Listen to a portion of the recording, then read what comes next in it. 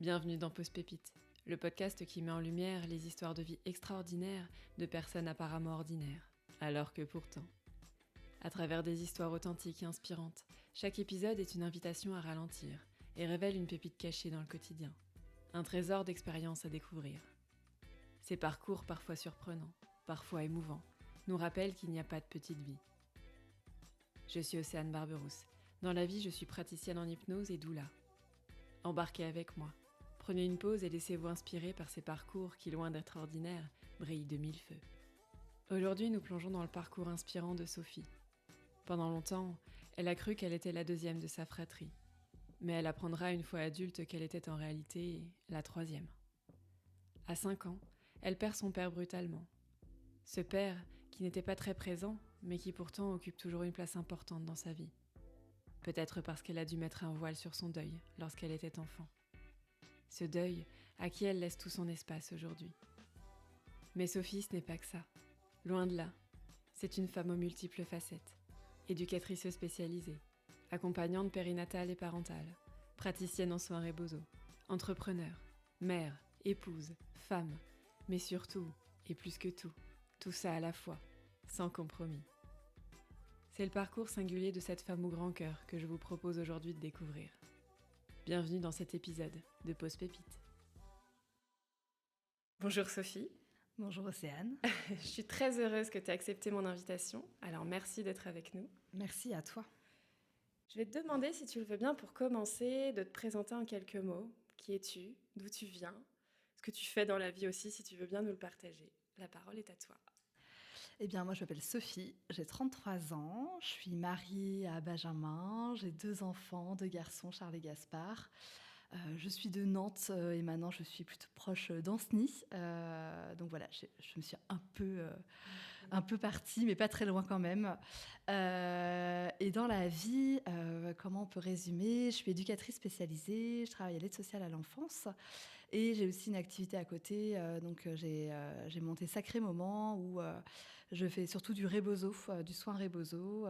Et j'ai aussi une association Moment Cosette avec du coup une psychologue Vanessa Robin pour créer des groupes de parole sur des sujets qui nous tiennent à cœur et notamment le deuil périnatal. Voilà, si je peux être très succincte et on prendra le temps plus tard. Merci beaucoup, en tout cas, pour cette présentation effectivement succincte. J'avais une première question pour toi. Je voulais savoir s'il y a des valeurs fondamentales qui te guident dans ton quotidien.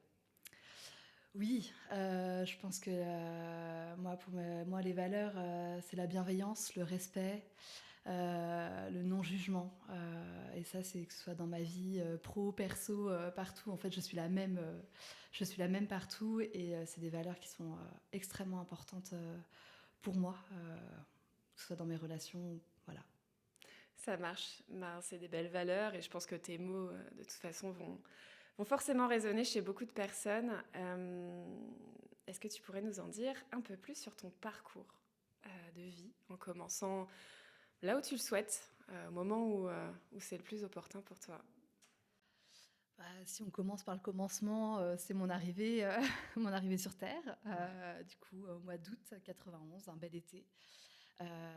Donc moi, je suis dans une famille où c'est un peu particulier.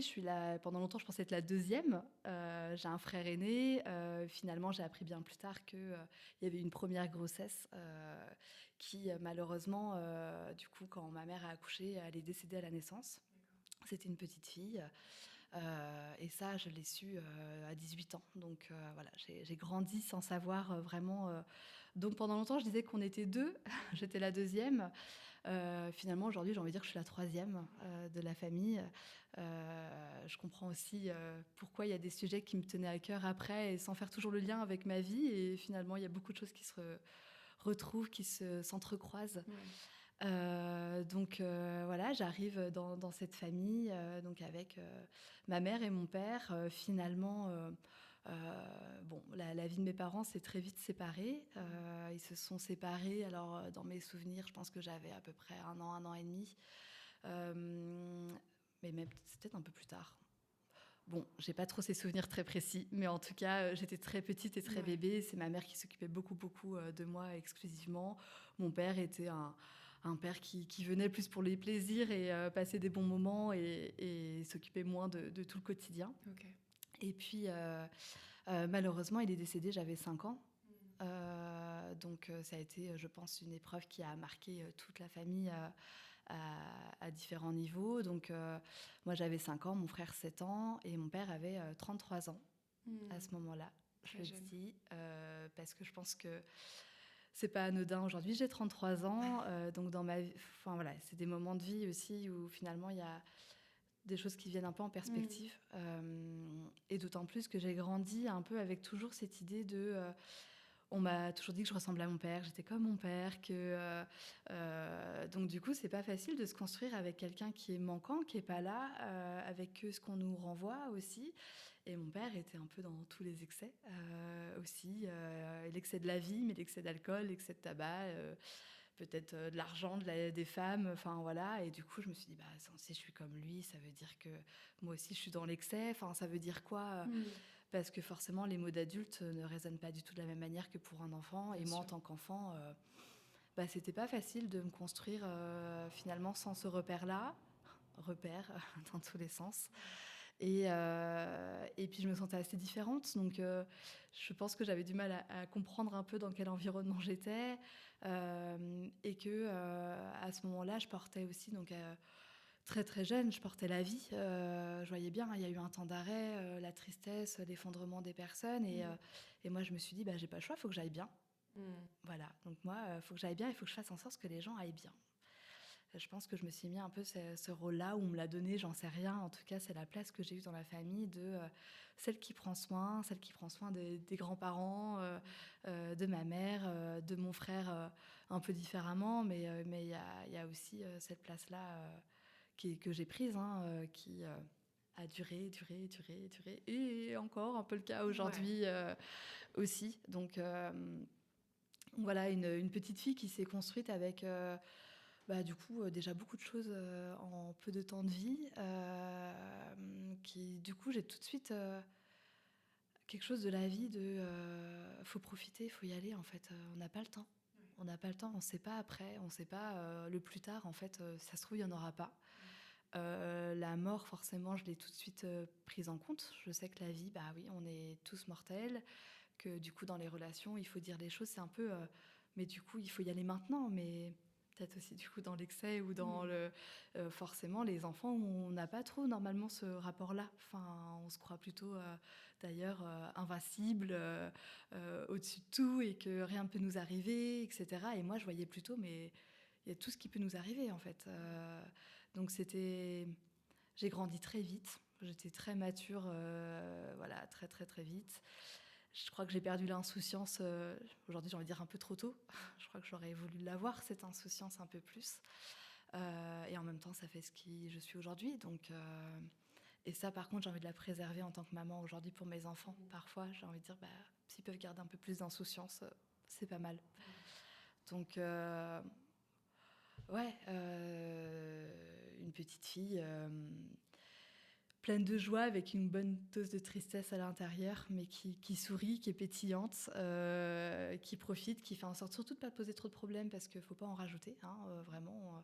Ça a amené beaucoup de choses sur la suite. Ma mère a dû déménager, on a été en appartement, j'ai senti tout de suite des difficultés aussi financières, enfin voilà, des préoccupations d'adultes que j'ai tout de suite pris conscience. Et du coup, bah, j'étais parfois le coparent, parfois finalement aussi à prendre soin de ma mère, parce que je savais qu'il fallait aussi qu'elle soit bien pour qu'elle puisse être avec nous. Donc voilà, je dis pas que c'était toujours facile. Quand je l'ai vécu, ça allait, hein. Vraiment, je dirais pas que j'ai une enfance malheureuse ou après coup, plutôt en tant qu'adulte, des fois, j'ai une autre perspective où je me dis, ah, ça c'était peut-être un peu difficile, mais quand je le vivais, moi ça allait, hein. C'était ta normalité, en fait. Oui, complètement. Et puis j'avais toujours un peu ce relativisme de, mais ça va, enfin, on a un toit, on est là, on est ensemble, c'est le principal. On peut sortir, on peut faire des choses. Au niveau de santé, enfin voilà, j'ai pas eu de problème de santé particulier. Donc c'est bon, en fait, j'arrivais à voir chez les autres, même s'ils avaient un peu une composition de famille plus normale, on va dire, plus classique, le papa, la maman, si on est vraiment très normé, surtout voilà, à l'époque, il y avait encore moins de familles homoparentales, très peu de monoparentales. Aujourd'hui, c'est vrai que quasiment de vivre avec que sa mère, ça pose beaucoup moins de questions. À l'époque, c'était quand même pas le cas.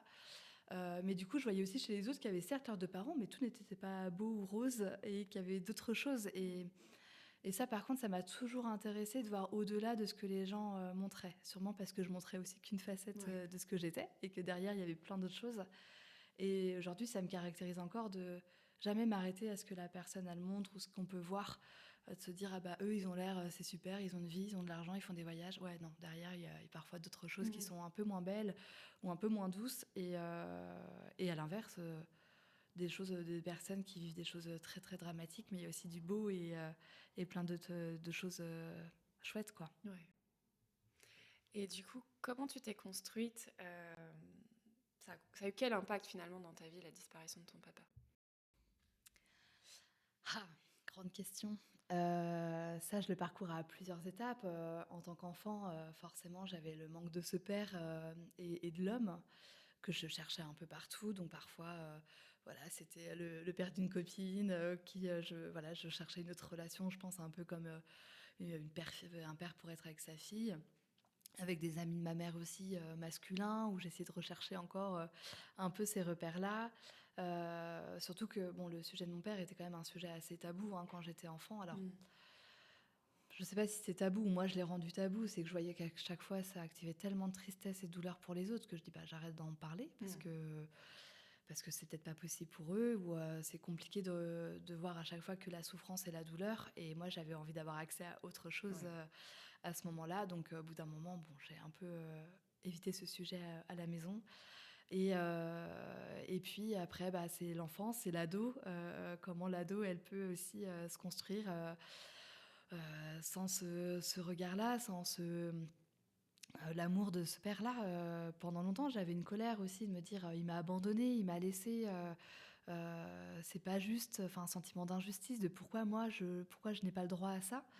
Je lui en voulais aussi un peu, de me dire bah tu quand même, comme s'il était responsable et qu'il l'avait choisi, alors que non, il a fait une crise cardiaque, sûrement un peu liée à ses excès, mais en tout cas c'est pas une mort qu'il a choisie, il l'a subie lui aussi. Je pense que s'il avait eu d'autres choix à ce moment-là, il aurait choisi la vie. Mais ça, il a fallu aussi du temps pour moi à le comprendre. Et puis du coup, une petite fille qui n'a pas confiance toujours en elle, voire pas trop du tout, qui doute beaucoup, qui attend beaucoup le regard de l'autre pour savoir si ça répond à ce que les autres attendent de moi. Je veux jamais décevoir, et que ça ce soit famille ou amis.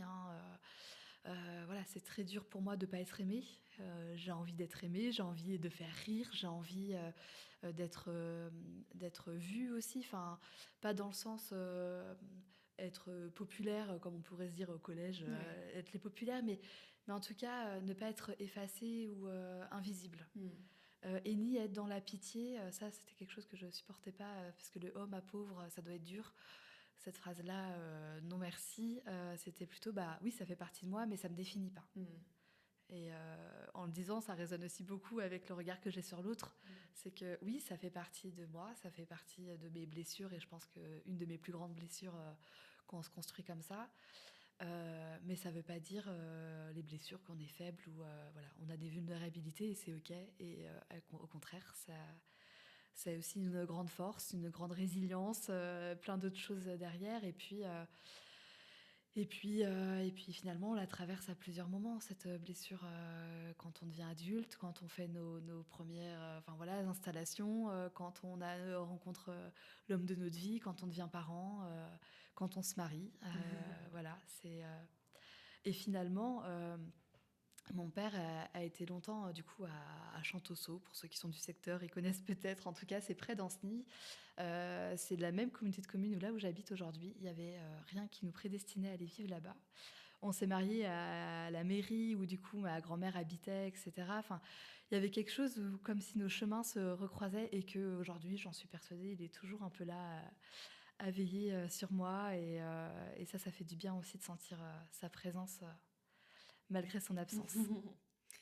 Et tu parlais de l'adolescence, les premiers amours. T'as rencontré quelqu'un à un moment dans ta vie? Est-ce qu'on en parle? Oui, alors moi, l'adolescence, période compliquée, compliquée. J'étais mal dans ma peau, j'étais pas bien, j'avais l'impression d'être jamais comme il fallait, que ce soit physique ou, enfin voilà. Et moi, moi, je pense que j'étais quand même une très fleur bleue et moi, j'aimais beaucoup vouloir être dans des. Mais alors, le côté relation avec les garçons, mais juste déjà discuter avec les garçons, c'était hyper chouette. Mais moi, j'étais toujours la bonne copine. Ouais. Moi, j'étais celle qui fait rire, celle à qui on se confie, celle qui écoute, celle qui parle, celle qu'on a envie d'avoir en amie, mais pas plus. Donc à chaque fois, des petites déceptions par-ci, par-là, forcément. Et en même temps, ce rôle d'amie, je crois que c'était ce que je savais être le mieux. Donc c'était aussi OK pour moi d'avoir cette place-là. Et puis, je passais vite un peu à autre chose, hein.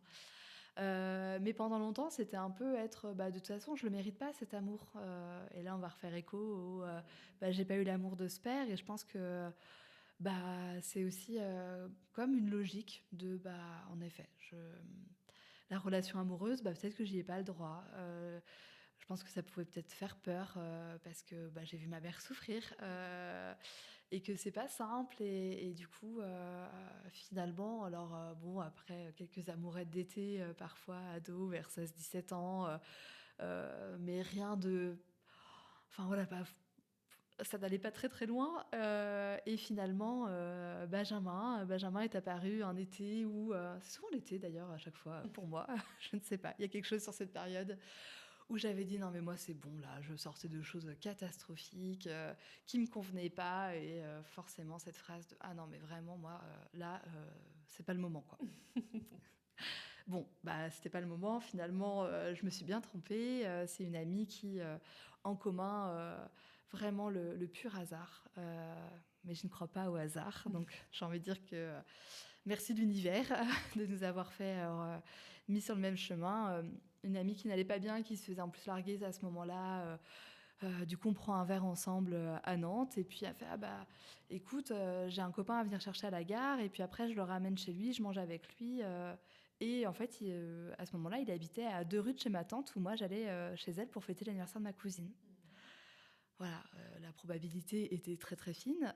Du coup, elle fait très bien, on va le chercher. Et puis, je t'emmène à l'anniversaire. Enfin, je te dépose là où tu es. Et puis après, moi, je continue ma soirée. Donc, on se rencontre dans cette Saxo verte. Moi, j'étais en plus en tenue de travail. Je bossais à la gare à ce moment-là. Donc, vraiment, chaussures de sécurité. Enfin, la tenue la plus moche, je pense que vous pourrez avoir si on veut être séductrice à ce moment-là, c'est loupé. Hein, mais en même temps, Sophie, ça, c'est pas son fort. Donc, c'est pas grave. Et tout de suite, on rigole, on parle très très facilement. Et puis, elle arrange un peu le truc quand même. Elle parle de moi avec lui le soir même. Elle m'envoie des messages en disant est-ce que je peux donner ton numéro, etc. Pourrez vous revoir. Bon, moi, à ce moment-là, je fais ok, oui, si tu veux, mais bon, vraiment, c'est pas le moment, quoi. Bon, finalement, on discute énormément. Ça commence vraiment par beaucoup de messages. On s'appelle beaucoup, beaucoup. On se raconte plein de choses de notre vie. Tout est très, très naturel. Et puis, finalement, je vais au Sable à ce moment-là, cet été, pour bosser au Sable. Ma grand-mère y habitait. Et puis, je lui propose de venir, du coup, me retrouver. Et puis, en fait, il descend du train sur le quai de la gare. Et puis, on s'embrasse, quoi. Oh. Voilà. Voilà cette rencontre qui a été du coup le début d'une grande histoire parce que finalement on avait 18 ans à ce moment-là et du coup ça va faire 15 ans cette année qu'on est ensemble. Donc on a continué à évoluer en fait ensemble. On était, j'ai envie de dire, des jeunes adultes mais surtout des sorties d'adolescents, surtout à ce moment-là. Moi j'allais rentrer à la fac, lui il passait son bac. Enfin voilà, on commençait notre vie d'adulte mais finalement on s'est pas lâché après. Ouais. Et du coup, cette relation a donné quand même de beaux garçons. Oui. Oui, en fait, très vite, hein, on se posait pas trop de questions. On se disait: en fait, on la vit cette relation, on verra». On se pose pas en disant: «Ah mais est-ce qu'il faut?» et cetera. Lui, il était en petit studio à ce moment-là. Très vite, je squatte, même s'il fallait pas trop y rester, mais voilà, c'était nos petites effractions qu'on faisait à l'époque pour se voir et cetera. Et puis à un moment donné, chacun a dû retourner un peu chez ses parents, ce qui était pas la période la plus facile. Et notre objectif, c'était d'avoir notre appartement. Et on savait que c'était aussi un peu ce qui allait nous sortir un peu de nos familles, si je peux le dire comme ça, voilà, vivre notre propre vie. On avait un grand besoin et envie d'indépendance chacun. Et du coup, c'était vraiment l'occasion de se dire, autant le faire ensemble et sauter le pas ensemble. Et en fait, on a tout de suite après habité ensemble. Et l'un et l'autre, on s'est soutenus. Il est rentré, lui, dans la vie pro. Moi, alors, mon parcours d'études a été, voilà, avec plein de changements. Mais pour lui, c'était toujours OK. C'est de se dire, c'est pas grave si ça prend plus de temps, si on passe par d'autres phases, etc. C'était le couple, l'ami, le partenaire. Enfin, c'était tout, en fait. Donc... voilà, c'était quoi qu'on fasse l'un et l'autre, on est là pour se soutenir. Et puis il y a eu le Pax pour un peu plus officialiser les choses. Du coup, c'était, faut pas que je me trompe, 2017, juin 2017. Et puis bien plus tard, le mariage après les enfants. On a voilà, chacun. Nous, voilà, on a fait d'abord le Pax et puis de toute façon, on avait tous les deux très envie de devenir parents.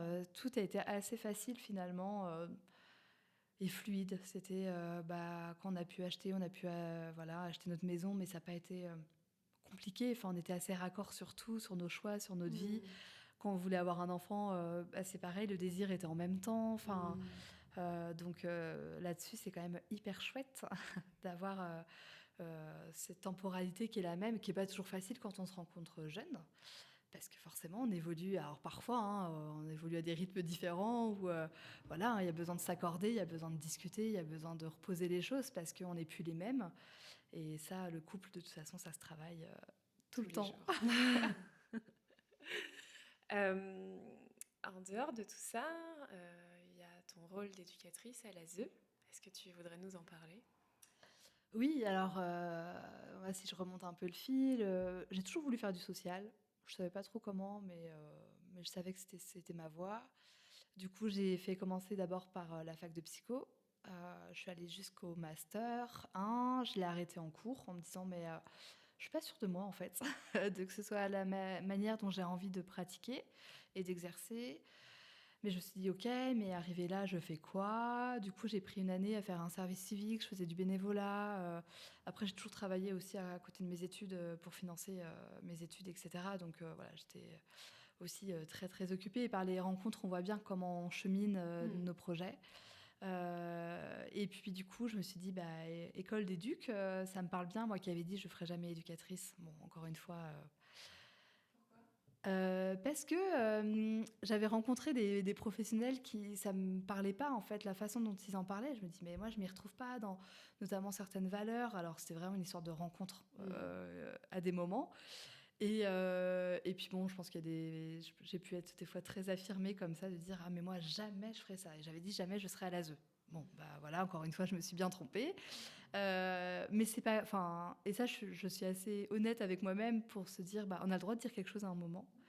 Et on a le droit de changer d'avis et on a le droit de le faire finalement complètement. Et puis, donc ouais, pendant mes études de psycho, je m'étais dit, non, pas éduc, mais je sais pas, etc. Et puis finalement, le service civique, le bénévolat, et puis ça rechemine un peu. Je redéconstruis mon idée aussi de ce métier et j'en rencontre d'autres. Et je me dis, mais en fait, ça me parle bien, ce travail avec un métier, un diplôme, mais on peut avoir tellement de panels parce qu'on peut travailler avec tellement de publics, que ce soit dans le secteur du handicap, de la protection de l'enfance, même aussi de la psychiatrie. Après, que ce soit de l'enfant, on va de 0 à n'importe quel âge. Enfin, on accompagne autant l'enfant, l'adulte. Donc il y avait quelque chose de pas enfermant. Je crois que je déteste m'enfermer. Quand tu disais au départ un peu côté multifacette, oui, c'est ça. C'est que je crois que ça m'a toujours fait très peur, moi, le côté se sentir bloquée, enfermée, réduite, j'en dirais jusque-là. Et du coup, éduc, c'est chouette, parce que en fait, dans ma vie, je pourrais faire plein de choses. J'étais très attirée au départ, j'avais fait plutôt sur le handicap. J'ai accompagné plusieurs personnes, notamment des troubles autistiques importants. Ça me passionnait, l'autisme me passionne. Ils ont une façon de voir le monde tellement différemment et que c'est à nous de faire un peu ce pas de côté et de rentrer dans leur fonctionnement, dans leur façon de voir pour mieux comprendre. Et ça, je trouve que C'est incroyable. Enfin, je me suis nourrie et j'ai grandi avec toutes les personnes que j'ai accompagnées, honnêtement. Il y a tout ce que j'ai pu peut-être certainement donner, mais j'ai reçu aussi énormément des personnes. Donc finalement, je me lance dans la formation d'éduc, plus dans le secteur du handicap, mais on fait plusieurs stages, et puis à la protection de l'enfance. Et puis finalement, je me dis, mais en fait, moi, j'aime l'humain. Peu importe qu'il soit porteur de handicap, peu importe s'il est victime de maltraitance ou que ce soit plutôt de l'ordre de la psychiatrie avec du coup des troubles mentaux qui ont pu aussi s'installer. Et moi, ce qui m'intéresse, c'est eux. C'est eux ce qui sont derrière une caractéristique de leur vie, mais qui ne les définit pas non plus. Ça veut finalement pas dire grand-chose de dire qu'il est voilà, soit avec une déficience intellectuelle ou polyhandicapé, ou derrière, bah, il y a une personne, il y a un prénom, il y a un parcours, il y a une histoire, il y a tout ça. Et ça, moi, c'est ce qui me passionne. Et puis, du coup, je suis diplômée au bout de 3 ans de formation. Et là, j'arrive du coup à postuler un peu bah, voilà, dans différents... Il fallait que je travaille, donc on ouvre les portes et puis je vois ce qui s'ouvre à moi. Et j'arrive en foyer d'urgence, du coup en Vendée à ce moment-là, donc c'était à peu près à 30-40 minutes de route. Et donc auprès d'ados placés en protection de l'enfance, en service d'urgence, ils avaient entre 14 et 18 ans. Et avec la particularité, il y avait autant du public du coup français, donc voilà, qui ont besoin d'être placés et confiés au département, et aussi des migrants qui arrivent du coup après leur parcours migratoire en France. Et on est les premiers recueils du coup et accueils quand ils arrivent, et ils sont orientés de se dire sur les départements comment on peut les accompagner. Cette expérience, j'y suis restée 4 ans. Bon, j'ai fait mes 2 congés mat au passage, donc c'était pas 4 ans à temps plein. Mais 4 ans là-bas, c'est à la fois l'expérience qui aurait pu, j'allais dire me détruire, mais je crois que c'en était presque là. Mmh. Et à la fois, j'ai appris tellement, tellement là-bas. Et j'ai rencontré des collègues formidables avec qui j'ai aussi grandi finalement. Il faut savoir que c'est de l'internat, donc on arrive très tôt le matin, on est aussi le soir parfois très tard. On partage tout le quotidien, hein, les petits déjeuners, les repas, enfin voilà, le plus intime aussi des personnes qu'on accompagne. On est heurté à la chose la plus difficile, je trouve, en tout cas de mon point de vue, de la maltraitance, des situations qui sont qu'on pourrait des fois même pas imaginer, de ce que les personnes peuvent vivre chez elles. Et nous, on est vraiment l'urgence, donc on est au premier moment, premier accueil, donc des moments souvent très, très de crise, encore plus à l'adolescence. Et les migrants avec leur parcours qui sont juste, j'allais dire, entre admirables et effroyables. Je ne pensais pas pouvoir entendre parfois qu'aujourd'hui, et encore aujourd'hui, hein, c'est le cas des parcours, mais qui font froid dans le dos, qu'on se dit mais c'est pas possible qu'on en soit là, en fait, dans nos valeurs et du côté humain, parce que c'était quelque chose complètement déshumanisé aussi de ce qu'ils ont pu vivre. Et là, on vient remettre de l'humain, on vient accueillir tout ça, donc euh, j'en suis à chaque fois très honorée d'avoir pu être à leur écoute et qu'ils m'ont fait confiance aussi, parce que la confiance, quand on vit des choses aussi dures, et que ce soit pour ceux qui sont victimes en France ou pour les migrants, finalement, il y avait beaucoup de parallèles hein, qu'on pouvait faire. Euh, c'est ouais, toujours, moi, toujours assez honorée qui nous fassent confiance, parce que l'adulte, pour eux, n'a pas été quelqu'un de référence. Et donc, c'était important pour moi. J'ai dit que ça a failli me détruire parce que quand même, il y a beaucoup de violence. J'ai vécu des agressions fortes là-bas, j'ai vécu de l'insécurité. Du coup, c'est de l'hypervigilance, c'est beaucoup de fatigue, c'est des horaires à n'en plus finir parce que continuité de service, donc il n'y a pas le choix. Donc s'il y a une crise, il faut emmener aux urgences ou il faut appeler n'importe qui, il faut rester. Donc parfois on rentre à 2h du matin, on est de retour à 10h le lendemain, on a à peine eu le temps de décrocher qu'on y est. Enfin, il y a quelque chose aussi de l'urgence qui est à la fois très enthousiasmant, exaltant, parce que on ne sait pas ce qui va nous arriver et on est obligé de gérer les choses. On se rend compte de tout ce qu'on est capable, et à la fois c'est très épuisant aussi. Je pense que ceux qui travaillent dans des services d'urgence, quels qu'ils soient, comprennent peut-être ce que je veux dire. Et c'est un métier qui est peu connu, qui est méconnu, avec beaucoup de représentations, et du coup on est peu compris aussi. Alors les travailleurs sociaux, on n'est peut-être pas très doués aussi là-dessus pour communiquer sur ce qu'on fait. C'est assez caché dans la société et on ne se rend pas compte finalement de toutes les personnes qu'il y a accompagnées. Alors je pense que le jour où tous les professionnels du social s'arrêtent, là on verrait tout ce qu'il y a. Mais finalement, on est assez caché.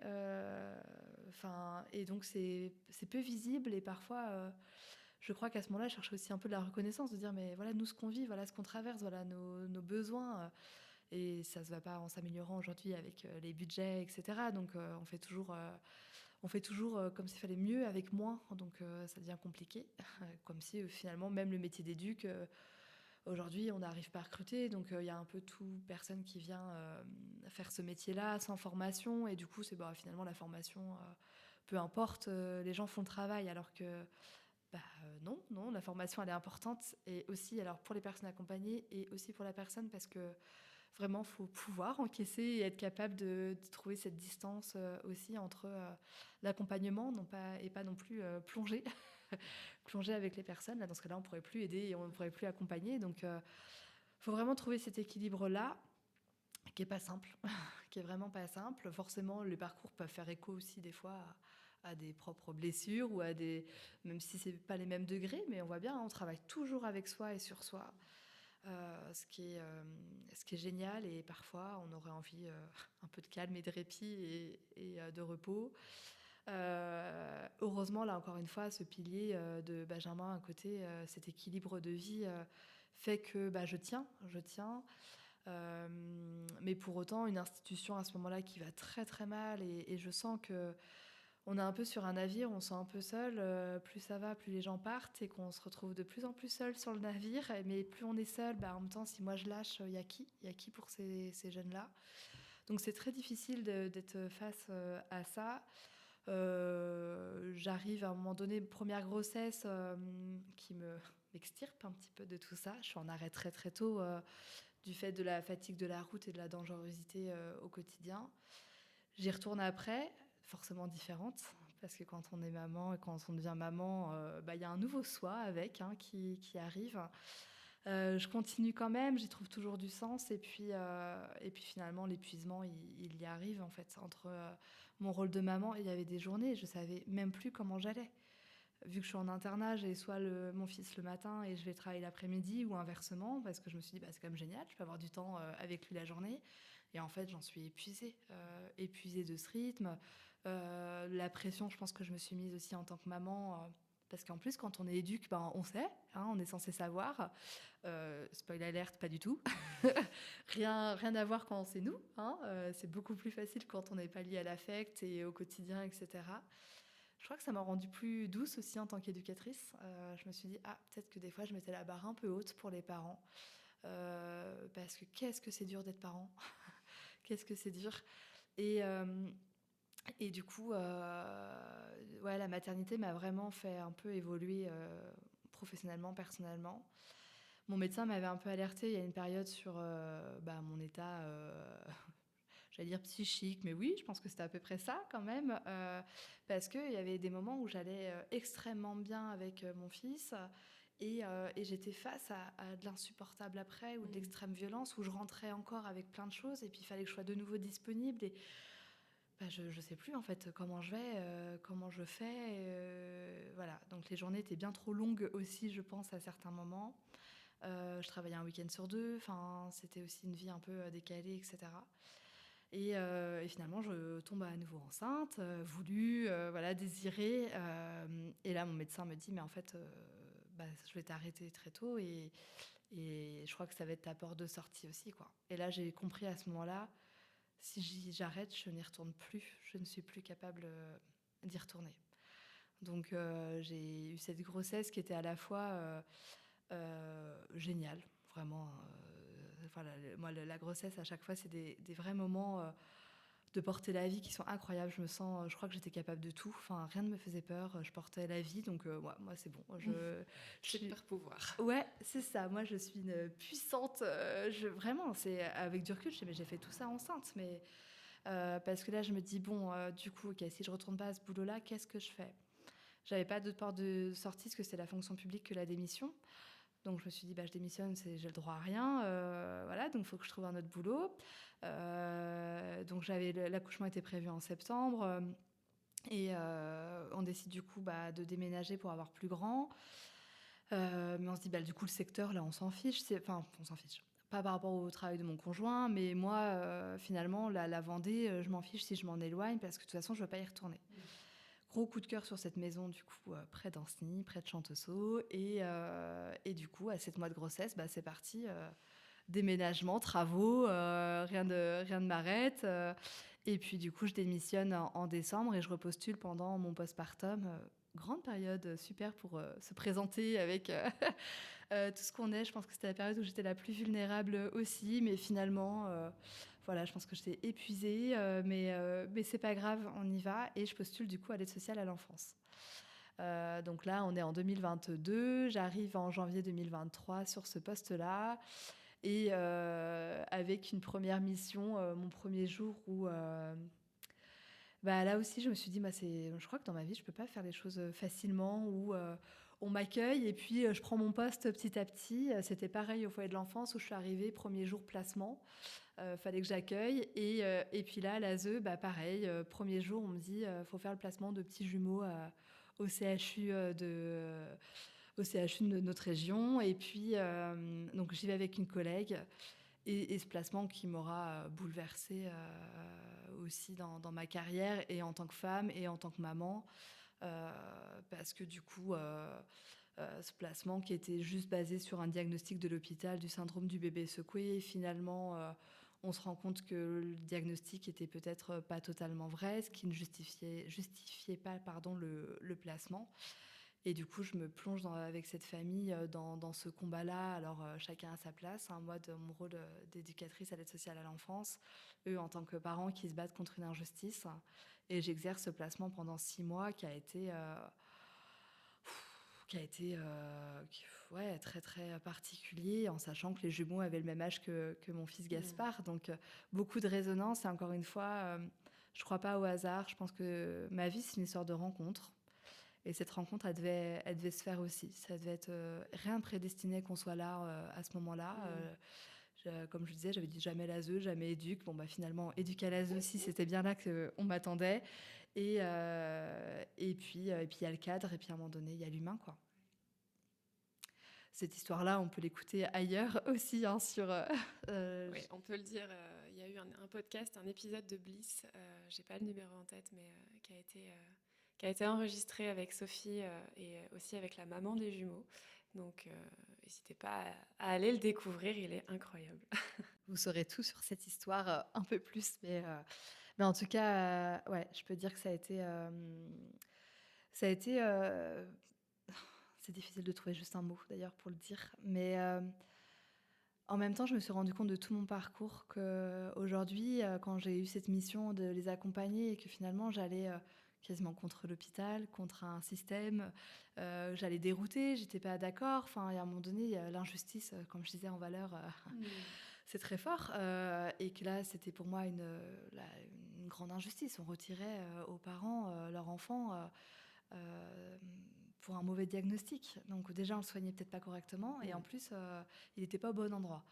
Et on allait faire plus de mal en le faisant. Donc, chose que dans mon métier, le placement, moi, j'en suis profondément convaincue. Parfois, il faut vraiment placer les enfants et les séparer de leur situation, de ce qu'ils vivent au domicile. Pas forcément sur des années. Parfois, c'est sur un temps court, parfois sur un temps plus long. Ça, on l'évalue. Mais j'en suis convaincue. Ça peut aussi... Je le précise parce que parfois, on a l'impression que c'est insoutenable de séparer les enfants.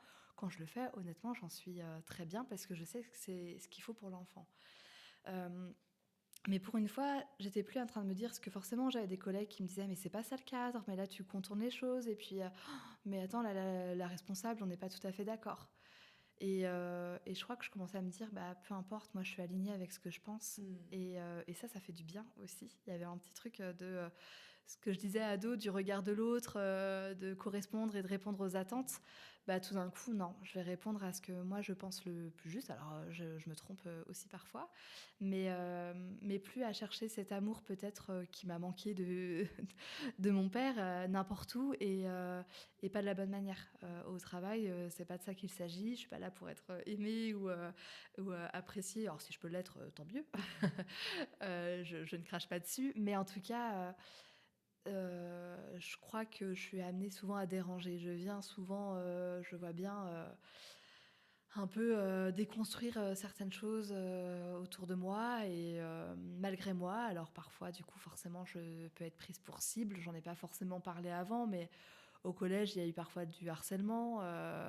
Au travail, après, là aussi, donc c'était au foyer de l'enfance, j'ai vécu aussi des relations avec certains collègues très très compliquées, que ça devenait du harcèlement. Enfin, puis au bout d'un moment, quand ça se répète, on se dit mais c'est quand même bizarre et pourquoi et du coup, j'ai essayé aussi de comprendre ce que je générais chez l'autre et comment ma façon de fonctionner et ma façon de voir les choses et d'oser de me positionner aussi. Alors, ça a parfois un prix, mais rien n'arrive au hasard, c'est aussi ce qu'on est. Mais parfois, je vois bien que ce que je renvoie peut être difficile.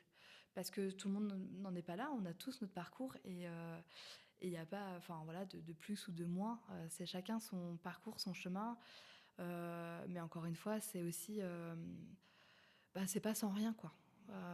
Aujourd'hui, tout ce que je suis, c'est aussi parce que j'ai travaillé très tôt sur moi, sur mon histoire, sur pourquoi, comment, etc. Et que je le reparcours encore et que voilà, c'est aussi, je trouve que c'est important qu'on se le dise parce que encore des fois d'extérieur, les gens ils voient le résultat, ils voient juste ce que la personne a là ou la potentielle réussite entre guillemets, parce que je sais pas trop ce que ça veut dire d'ailleurs la réussite. Parfois on coche les cases de dire à 30 ans c'est bon, marié, maison, enfant. Ok, le boulot, bon et maintenant, non, en fait, la réussite, c'est pas ça, c'est tout ce qu'on fait au quotidien. Moi, je trouve en tout cas, que je peux voir comme des réussites, mais il y a pas de, c'est pas grave si on est encore seul. Enfin voilà, il y a pas de chemin tracé, il y a pas. Ça aussi, hein, déconstruire beaucoup. Je me suis fait un peu la réflexion, je crois, à 30 ans. Est-ce que je réponds à ce qu'on m'a inculqué aussi de c'est ça qu'il faut? Et du coup, c'est un peu déroutant, c'est un peu vertigineux de se dire, parce qu'en fait, ça se trouve, j'ai juste répondu encore une fois à ce qu'on attendait, etc. Ou qu'est-ce que moi je veux vraiment. Donc voilà. On peut quand même dire que je, c'est un bel exemple quand même. Enfin, si je reviens un tout petit peu en arrière sur cette histoire de placement de ces jumeaux, je pense qu'on peut quand même le dire qu'aujourd'hui, c'est des jumeaux qui sont retournés avec leur papa et leur maman et leur grande sœur. Euh, le fait de t'être opposé au système, le fait d'avoir ce côté en toi qui peut-être bouscule, qui peut-être parfois dérange, qui sort de ce cadre-là, ça a quand même permis de sauver une famille. Donc c'est quand même quelque chose de hyper valorisant. Oui. Alors je crois que je ne me rends pas toujours compte de tout ce que je fais. Mais c'est ce qui m'aide aussi. Du coup, je suis toujours en contact et aujourd'hui amie avec cette famille. Parfois, on s'en reparle. Et ils me disent, Stéphane, mais tu mesures la place et l'importance que tu as eue dans notre histoire. J'ai envie de dire oui et non. et oui, après, tout ce que je fais, c'est avec toujours de l'engagement. Enfin, ce métier-là, on ne le fait pas par hasard non plus. Il y a de l'engagement. Et je me voyais pas faire les choses autrement. En fait, je crois qu'on m'aurait demandé de répondre à ce qu'il fallait. Ça aurait été impossible pour moi. Et pour certains, c'est plus facile de rentrer dans le système et de répondre et d'en se décaler parce que du coup, en même temps, on se décharge un peu et puis c'est plus facile. J'en suis incapable. En vrai, je pourrais pas faire autrement. Donc il y a quelque chose de moi. Parfois, on me dit ouais, mais toi, t'oses dire les choses aussi, où tu peux. Mais en même temps, je crois que c'est souvent de me taire qui est plus dur. Ouais. Voilà, ce qui est parfois plus facile pour d'autres, de rester en silence. Et je pense que c'est bien d'avoir de tout. Je pense qu'il y aurait parfois que des gens comme moi, peut-être que ce serait compliqué aussi. Mais ouais, c'est moi et avec tout ce que je suis, quoi. Et merci d'exister pour ces gens-là. T'es pas que éducatrice, t'es aussi accompagnante périnatale et parentale et praticienne en soins Rebozo. Est-ce que tu peux nous expliquer en quoi ça consiste ? Alors, c'est vrai qu'après 1 an à l'ASE, je me questionnais encore de ma place d'éduc. Et en tant que parent, je me disais: «Mais pour les parents qui ont des grandes difficultés, sociales, familiales, il y a des services qui sont là, bien sûr insuffisants, mais en tout cas, ils existent aujourd'hui». Il y a plusieurs choses, pour eux, mais pour tous les autres parents qui traversent pas forcément que des choses, très, très compliquées, mais qui deviennent juste parents et je crois qu'on le sait, vu qu'on, voilà, ça fait aussi partie de ton métier que c'est vertigineux et qu'on peut être très seul, très vite isolé. Moi, il y a quelque chose qui m'a assez, frappée quand on est devenue maman, c'est que tout, tout, tout change, en fait. Toutes nos places changent, dans la famille ça change, dans nos, relations, nos préoccupations et cetera et qu'en fonction de par qui on est entouré, de nos secteurs aussi géographiques, parce que parfois on a des amis mais qui sont loin ou qui vivent pas la maternité, la parentalité au même moment et du coup, c'est quand même une des choses, je pense que quand on le traverse, on le ressent différemment. Alors j'ai des amis qui ont une grande capacité d'empathie et qui arrivent quand même à se mettre un peu à cette place-là sans l'éprouver et je les admire parce que honnêtement, je trouve que c'est quand même très compliqué et très complexe de le comprendre. Et du coup, je me suis dit, bah oui, je me retrouve dans le côté éducatrice pour accompagner ces personnes-là. Je crois que j'étais aussi à un moment où difficile à entendre hein, tout ce qui est de l'ordre de violence physique, psychologique, sexuelle tous les jours, hein, parce que c'est ça mon quotidien à l'ASE. Faut aussi dire les mots et de proposer des espaces pour les autres parents, que ce soit en individuel et aussi en collectif, parce que vraiment, on n'est pas seul. Vous n'êtes pas seul. Et que ce soit sur le couple conjugal, le couple parental, le corps, la sexualité, nous en tant que maman, du coup notre propre relation avec nos parents, de se dire que de toute façon on nous dira toujours enfin des conseils entre guillemets comme si ah tu portes trop, tu portes pas assez, tu portes encore, fais du cododo, ah non tu fais pas, bah encore etc. Tu allaites pas, tu allaites encore.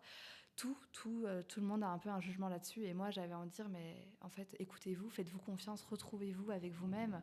Votre bébé, il a surtout besoin de parents qui vont bien.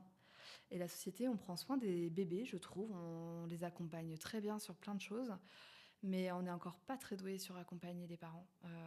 Voilà, même s'il y a des super professionnels qui sont là pour œuvrer aussi. Mais vraiment, c'est encore peu connu, peu reconnu, où c'est pas facile de faire la démarche aussi en tant que parent parce que du coup c'est pas très ancré. Donc si nous on fait la démarche, ça veut dire que quoi, je suis moins bien que les autres. C'est que les autres ils y arrivent et pas moi.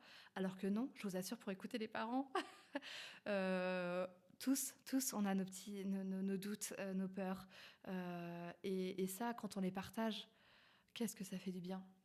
Donc du coup, c'est là où je me suis dit, bah, je crois que j'avais besoin de sortir de l'institution aussi et de me lancer. Alors, le grand saut, là, tout le monde me dit, mais c'est pas possible, dès qu'elle trouve une stabilité, une sécurité, bah, Sophie, elle fait autre chose, elle est là où on ne l'attend pas.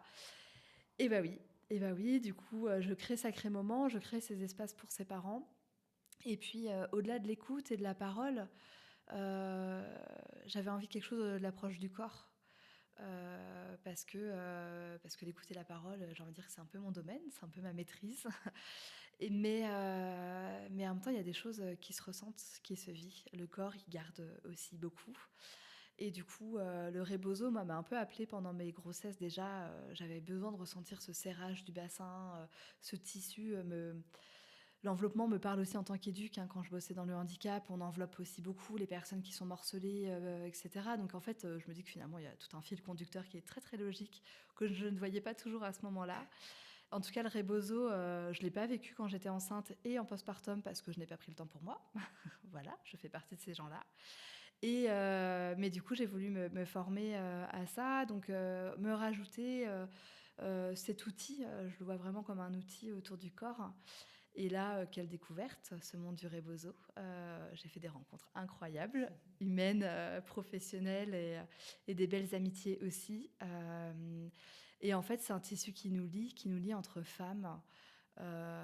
Et qui est, voilà, moi j'ai plongé dedans. Je fais des soins qui sont toujours incroyables à toute femme, à tout moment de vie, vraiment, je le dis, de l'adolescente à la personne âgée, il n'y a pas de moment pour le vivre, de dire c'est trop tard, c'est trop tôt. Non, non, vraiment, il y a le soin pour toutes. Que je conseille, voilà, sans objectivité du tout. Mais et du coup, ça m'a fait du bien en fait d'avoir ce sas de construire mon activité comme je le souhaite, avec les rencontres que je souhaitais, avec les partenaires que j'avais envie de sortir un peu de tout ça. Et puis finalement, au bout d'un an d'activité seule à mon compte, alors seule, on ne l'est pas vraiment, mais quand même, hein, on porte énormément de choses dans l'activité. Et puis il y a la pratique, mais il y a tout le à côté en tant qu'entrepreneur, qui est très fastidieux, qui est très lourd. Et puis en fait, il y a une partie de moi qui n'était pas tout à fait comblée. C'était comme s'il fallait que je fasse des choix. Je peux pas être que éduque, ça me va pas, mais du coup je lance mon activité, mais ça me va pas encore. Et puis finalement je me retrouve au micro de Bliss en février l'année dernière. Et là quand je reparle de mon métier d'éduque, je me dis mais en fait ça vibre encore, j'ai encore quelque chose à faire là-bas. Du coup je retoque à la porte de la ASE en disant, moi qui avais dit au revoir il y a un an, bah, je redis bonjour en disant voilà, aujourd'hui, voilà la personne que je suis, les professionnels que je suis, et j'aimerais faire du temps partiel en fait. J'aimerais être quand même éduquée à l'ASE, et puis j'ai envie de continuer quand même ce que je fais. Il faut savoir que le département, ils sont pas hyper toujours enjoués à ces idées-là, etc. Encore une fois, je sors un peu du cadre. De ce qu'on pourrait attendre du fonctionnaire, etc. Et en même temps, bah, c'est moi. C'est moi, et c'était OK aussi quand je me suis présentée. J'étais assez à l'aise avec ça. Je me disais pas, je fais un retour arrière, ou qu'est-ce qu'ils vont penser, parce que moi j'ai quand même dit que je voulais les quitter il y a un an, etc. Et en fait, ça a été plutôt bien accueilli. Alors on m'a bien rappelé aussi, parce que forcément l'indépendante que je suis, que là j'étais soumise à une hiérarchie et une institution, et qu'il fallait que je respecte les choses. Et c'était OK pour moi de rentrer là-dedans. Et en fait, aujourd'hui, je fais les deux. C'est pas sans mal aussi, hein. Faut toujours trouver un peu cet équilibre, surfer entre tout ce qui nous passionne, parce que de base, c'est des passions, et en même temps, c'est un travail sur lequel on peut complètement être happé. Et en attendant, il y a mes deux enfants qui grandissent, qui ont 3 et 5 ans aujourd'hui, qui vont avoir 4 et 6 ans. Je le dis parce que je le réalise en même temps que je le dis à chaque fois. Donc voilà, je me le répète parfois, qu'ils vont avoir 4 et 6 ans. Et puis la vie de couple, la vie familiale, amicale, etc. Et c'est vrai que bah, c'est pas simple tous les jours. Mais l'épuisement que j'ai vécu aussi il y a maintenant plus de 4 ans, 4 ans, j'ai mes petites alertes, j'ai mes signaux. Donc maintenant, c'est dès que je vois certains signes, je me dis bah attention. Attention, et du coup, sur quoi je peux jouer, sur quoi je peux diminuer, comment je peux réajuster. Parce que prendre soin des autres, oui, aujourd'hui, pas à n'importe quel prix. Ça, le ribosome l'a aussi bien transmis, parce que c'est quelque chose qui peut être assez physique, mais du coup, je peux pas donner aux autres si c'est à mon détriment, ou si c'est en me faisant du mal, et que ce soit physique, mais aussi émotionnel, psychologique, etc. Donc, ce qui a vraiment changé dans ma vie d'enfant à adulte pendant très longtemps, c'était un peu moi au détriment des autres. Moi, ma seule vision des choses, c'était je veux que les autres, et d'autant plus ceux que j'aime, mais aussi ceux que j'accompagne, soient bien. Moi, c'est pas grave. Et le moi, c'est pas grave, ça, je l'ai changé il y a peut-être 2 ans, 3 ans, c'est assez récent, ça met du temps. Mais en fait, non, ça peut pas être c'est pas grave. Moi aussi, je mérite que bah, je suis importante, et les autres, bah, ceux qui m'aiment, ils veulent aussi que je sois bien. Et si c'est pas le cas, bah, dans ce cas-là, non, c'est pas cet amour-là que je veux. Donc, c'est important de s'entourer des personnes qui nous aiment vraiment pour ce qu'on est, et pas pour que ce qu'on apporte. C'est quelque chose, encore une fois, d'équilibre, et on n'est pas là à compter les points de qu'est-ce qu'on donne, etc. C'est pas ça, mais quelque chose d'assez juste dans la relation. Et déjà, d'être juste avec moi. Et ça, je l'étais pas, donc les autres pouvaient pas forcément l'être non plus. Je pense que c'est ce qui a joué aussi beaucoup dans mes relations. Et si on revient sur le manque de l'amour du père, bah finalement, je crois que est-ce que j'étais prête aussi à accepter l'amour à la hauteur de ce qu'on pouvait me donner, parce que un peu comme si ça lui enlevait cette place-là aussi, que j'avais envie peut-être de garder pour lui, et qui n'était pas possible. Donc ça aussi, je disais, le deuil, je le traverse à plusieurs étapes. Là, j'arrive à ces 33 ans. Objectif passé cette année-là. Quand j'aurai 34, je me dirai ok, ça c'est fait. Parce que aussi d'avoir dit souvent, en tout cas de l'avoir entendu intégrer je suis comme lui, je me suis dit en fait ma vie va aussi s'arrêter à 33 ans. Et que mon fils aujourd'hui, l'aîné à 5 ans, c'était l'âge aussi que j'avais quand lui avait 33 ans. Donc beaucoup d'effets quand même de miroir par rapport à ce vécu-là. Donc il y a un peu, j'ai fait une infection pulmonaire en décembre et là je me suis dit oh bah non, quand même pas. Mais je l'ai vécu un peu différemment aussi, de me dire mais pourquoi à ce moment-là, là je tombe malade et en plus sur les côtés respiratoires, donc qui fait quand même un peu peur.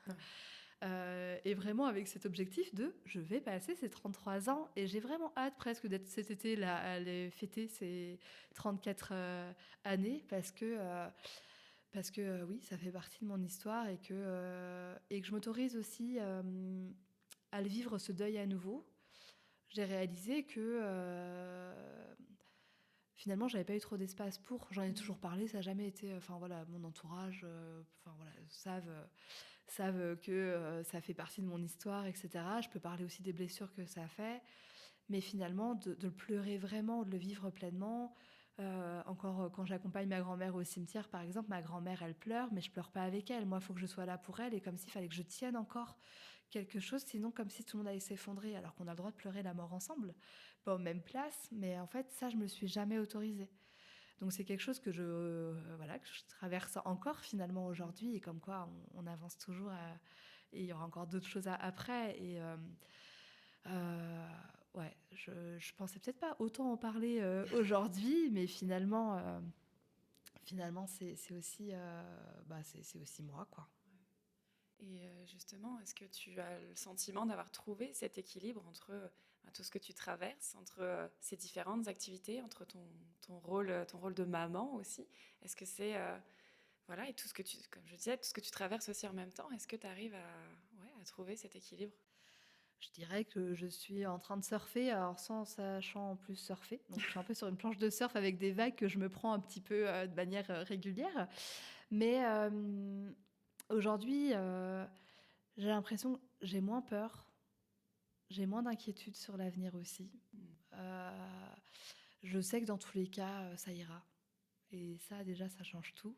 Euh, je me fais plus confiance. Et du coup, je me dis, bah, peu importe les épreuves, parce il y aura des hauts et des bas. Enfin, je pense qu'il faut, voilà, pas se leurrer. Que ce soit dans notre parentalité, il y a des jours, c'est incroyable, et même dans la même journée, ça peut être incroyable et insupportable. Je crois que ça fait partie du rôle de parent. Ça fait en tant que femme aussi, trouver, bah, en effet, s'autoriser. Aujourd'hui, je m'autorise des espaces pour moi aussi, et pas que en tant que maman, épouse ou professionnelle auprès des autres. C'est aussi de se dire, bah, là, je vais faire des choses pour moi, et en fait, les autres, ça va, hein, ils arrivent à faire aussi sans moi, et très bien d'ailleurs.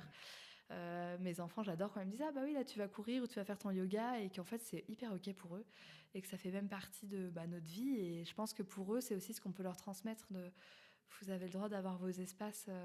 Parfois il y a nos mots, mais il y a ce qu'on fait. Finalement, ça a beaucoup plus de sens pour eux. Donc l'équilibre, j'ai envie de dire, aujourd'hui, il est à peu près là. Et en même temps, je me laisse aussi tellement. Il y a tellement plein de choses qui s'ouvrent que je n'avais jamais imaginé. Rien de me dire, je témoigne aujourd'hui avec toi. Enfin, je me laisse aussi de me dire, bah, ok, on me propose ça, bah, ok, pourquoi pas. Il y a eu, c'est vrai que ce placement qui a été si particulier de ces jumeaux, où du coup je me retrouve interviewée à Combini. J'avais jamais imaginé ça, jamais je me serais dit je fais ça. Alors j'y vois tellement toujours une cause et un intérêt derrière, que j'arrive moi à me mettre de côté et me dire bon, je le fais, je dépasse toutes mes peurs et mes craintes, etc. Me retrouver au micro de Bliss, on m'aurait dit ça, j'aurais un peu rigolé en disant bah non, non, je le ferai pas.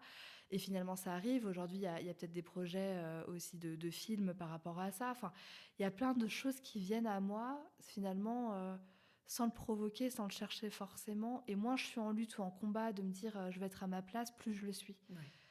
Donc ça, voilà, je me laisse, je fais confiance aussi à ce qui m'entoure. Je suis bien soutenue aujourd'hui. Ça aussi, j'ai compris que le couple, c'est bien. C'est un vrai partenaire de vie. Mais honnêtement, alors moi, en tant que femme, j'ai besoin aussi des autres femmes. Et de se retrouver avec cette sororité, ce soutien, cette écoute. Voilà, où des fois, en effet, on n'est pas toujours très très gentil avec nos mecs, mais ça fait du bien aussi. Et on a besoin d'avoir cette écoute et ses amis. Et moi, aujourd'hui, c'est ça en fait que je cherche le plus. c'est pas de quantifier tout, mais juste d'être avec ce qu'on ressent. Et parfois, on a un peu plus avec nos enfants, parfois un peu moins, et c'est pas grave, un peu plus au travail, un peu moins. Et j'essaie de m'écouter et de ressentir surtout. Tes différentes facettes. Oui, c'est ça. Et je m'enferme pas, c'est ça. C'est-à-dire que je peux être tout et c'est moi en fait. En effet, je suis pas que ça et je suis aussi ça et j'ai pas besoin de. Alors c'est toujours très difficile du coup de se définir ou de se décrire. Des fois, on aimerait faire court ou faire simple et je crois que personne d'ailleurs pourrait le faire. Et ça, c'est aussi ok pour moi et de me laisser encore d'autres facettes peut-être à venir, mais oui. C'est un beau message, je trouve, que tu envoies. On peut être tout en étant soi-même et en étant aligné et toujours fidèle à qui on est. Et ouais, je trouve ça beau de le souligner.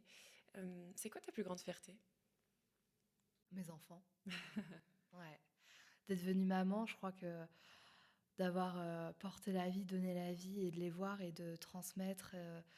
Parce qu'en fait, ils grandissent avec nous, mais il y a tout ce qu'on leur transmet, mais tout ce qui nous renvoie, en fait. C'est juste, c'est ma plus grande force et ma plus grande vulnérabilité, mais en fait, ils me permettent de faire tellement. Je crois que je, quand je les vois, bah ouais, c'est un bout de moi hein, quand même. Bah oui. Et ça, je crois que c'est ce qui me rend plus fière. C'est beau, c'est chouette. Euh, Je pense que ça va devenir une tradition dans ce podcast. Mais quel conseil tu donnerais à la petite Sophie du passé, à la petite toi? Euh, Aime-toi, ne doute pas, ça va aller, qu'elle est chouette et tu peux être aimé et ne t'oublie pas. Ne t'oublie pas parce que en fait, euh, ouais, les gens ils t'aiment pour ce que tu es et pas pour ce que tu pensais donner ou quoi que ce soit. Et on a beaucoup parlé de ton papa. Mm. S'il pouvait nous entendre aujourd'hui, qu'est-ce que tu aimerais lui dire? Euh, T'inquiète pas, je vais bien. Euh, je dirais quand même merci de m'avoir transmis euh, une part de toi. Euh, je dirais merci de me soutenir, même si tu n'es pas présent physiquement. Je sens ce soutien et cet amour. Euh, et que finalement, même si pendant longtemps c'était difficile d'entendre que je pouvais être un peu comme lui, que je lui ressemblais, finalement je trouve ça hyper chouette. Parce qu'il n'est pas que dans les succès et qu'il est aussi une très belle personne et que quand des amis parlent de lui, bah c'est beau, qu'il y a quelque chose de très solaire chez lui, et très sociable et était très drôle. Voilà, et c'est des choses auxquelles voilà, je trouve ça beau aussi de pouvoir ressembler et voilà. Et ma dernière question, est-ce qu'il y aurait une personne que tu aimerais particulièrement voir dans ce podcast? Ah.